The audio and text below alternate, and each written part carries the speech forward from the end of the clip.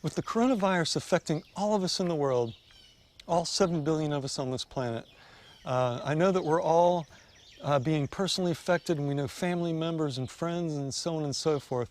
I know that we're all in these tight, confined spaces, and we can start thinking very negatively, and things will start getting us down. And I just wanted to talk about how I can stay positive through this whole thing, and it works really well for me, so I figured I'd talk about it with you a little bit. And first off is, it's plain and simple, is focusing on the positives instead of the negatives. And I know you're hearing that a lot, but it's true. Focus on the positives, dwell on the positives, don't dwell on the negatives.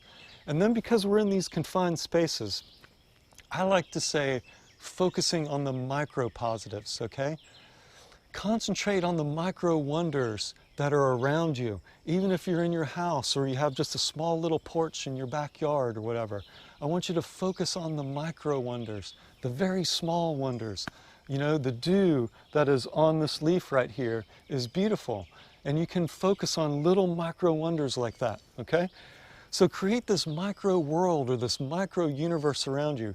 And how you have to do that is you have to free your mind and your imagination and concentrate on the small things. Because we're in these confined spaces, make your small worlds large, okay? So focus on those micro wonders, all right? And what I've also learned is, as I'm out and about, that I've become hyper aware of my surroundings. And what I mean by that is, just by sitting here right now, I'm surrounded by this beautiful jungle and these leaves, and I'm in this Florida swamp, and I just feel enveloped by nature. It's just like it's giving me this one big giant hug. And that's what I'm talking about, being hyper aware of your surroundings. The birds that are chirping in the background, I hear them, and they sound more alive to me now than they ever were. So reassess. This is a time of reassessment. Reassess yourself, slow down, and listen to everything that's going around you. Observe everything that's going around you, because you can slow down your pace. Before this whole coronavirus thing happened, we were moving at such a fast pace, go, go, go, go, as fast as we can, that we forgot about our surroundings. We forgot about all the wonders that are just right here, you know? These beautiful leaves and the dew on this plant. You know what I'm saying? That's what I'm trying to say.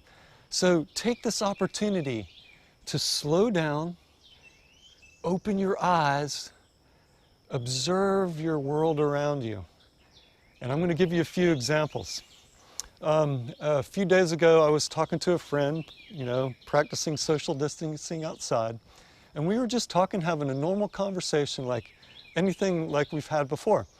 But the wind was blowing out of the northeast about 15, 20 knots. And there were these palm trees all around us.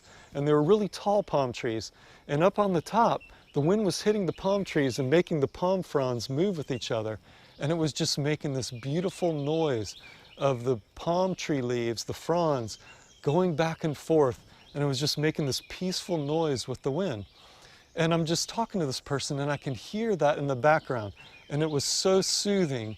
And it actually lifted my spirit, made me more relaxed, and I just felt alive out in the open, just listening to trees swaying in the breeze. So it's as simple as that, okay?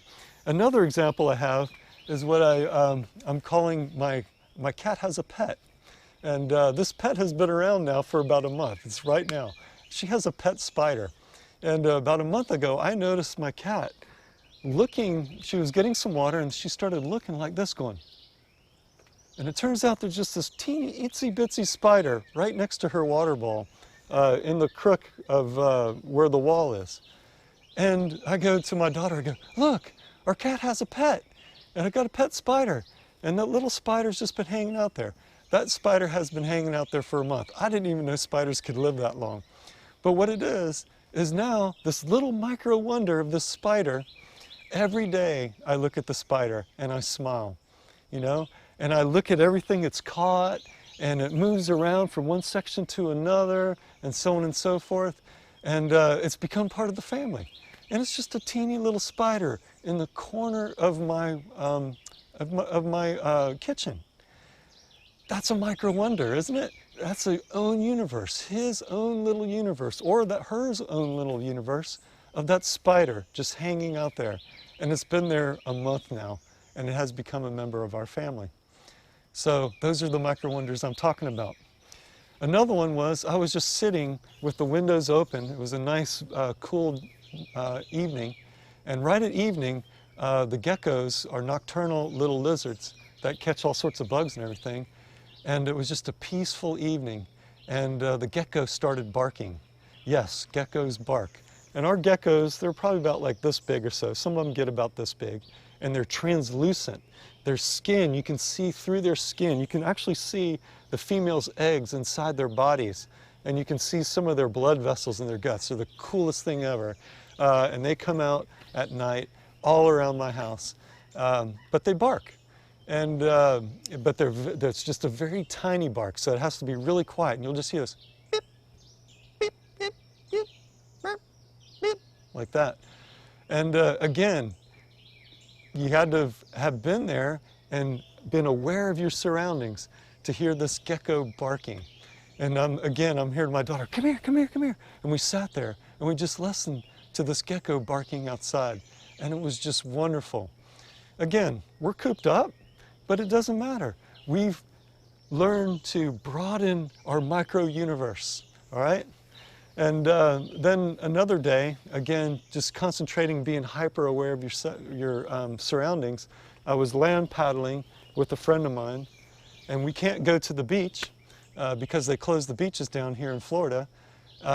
So I'm a surfer, and you know, it absolutely kills me not to go surfing. So could I focus on the negatives on that? Absolutely, because believe me, I do not like my surfboard being taken away from me. It brings back memories of when I was a kid. When I got in trouble, you know what my mother would do for restriction? She wouldn't take the car away. She wouldn't say I couldn't go out at night. She would literally take my surfboard away from me. And you want to see a teenager cry his eyes out? Have your mom take your surfboard away. So here I am, land paddling, and we get to the beach, and we can't go to the beach, and there's some beautiful waves coming in, and we're just sitting there conversing again, just two of us, 6 feet apart, social distancing. And the sun's coming up because we did a little dawn patrol land paddle, and you know, you never realize what you have until they take it away from you. You know, so they took this surfing away from me, and I'm sitting there watching the sunrise, and I'm watching the waves roll in, and I'm pretending like I'm being out there. And the feeling of the hyper-awareness of my whole surroundings, the salt air I could smell, and the ocean sounds was so relaxing, and it was so gorgeous and beautiful. And that's what I'm talking about, okay? So find your micro universe out there, okay? Focus on the micro positives. Don't let those walls squeeze you in, okay? Beat it and expand your universe, your micro universe. And I think you will feel better in these tough times that we have going on right now. So as usual, I usually go out and do some sort of exercise, but I'm kind of stuck in the swamp right now.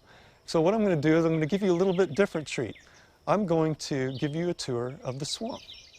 So I'm going to do a little hiking and doing a little tour of the swamp. So I see you.